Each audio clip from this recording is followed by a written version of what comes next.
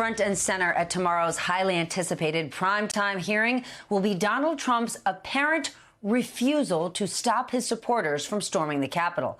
But according to the Washington Post, the committee has damning evidence of the former president's actions the day after the riot. Tonight, the paper reports the House committee expects to show portions of outtakes from a Trump speech that was delivered on January 7th. That day, aides had urged him to speak to the nation and clearly condemn the riot, and he struggled to do so. The video Trump tweeted on the 6th when he told supporters to go home and that he loved them will also be part of the hearing. Earlier this evening, committee member Jamie Raskin was asked about it. Hours had passed when he could have simply taken a walk for 10 or 15 seconds over to address the country and address his followers and tell them to go home. And people were beseeching him, begging him to do that, and he refused to do that. So then he finally went over and made some comments at the end of the day when it was clear that, no thanks to the president, our police forces had turned the tide. It's extremely revealing how exactly he went about making those statements, and we're going to let everybody see parts of that. Tomorrow's hearing begins at 8 p.m. Eastern. You can absolutely see it here on MSNBC. Chairman Benny Thompson, who has tested positive for COVID, will lead the hearing, but will be doing it virtually. We expect to hear from former Trump White House officials Matthew Pottinger and Sarah Matthews. Both were in the executive mansion during the insurrection. And one committee staffer says we will hear much more about Trump's former chief of staff, Mark Meadows. These hearings have raised questions also about the Justice Department's investigation into the efforts to overturn the election and what Attorney General Merrick Garland might do regarding Donald Trump himself.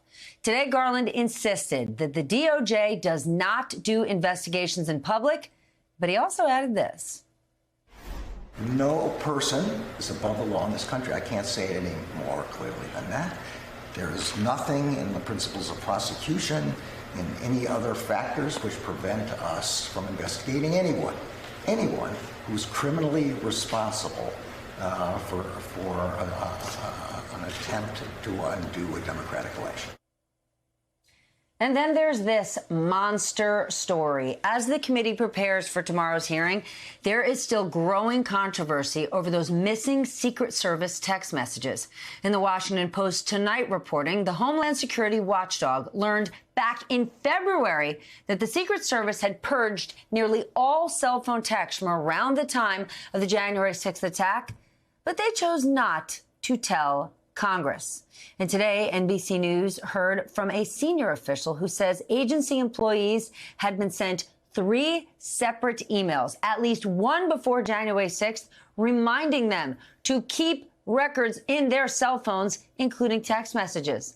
So far, the Secret Service is said to have turned over one single text message conversation.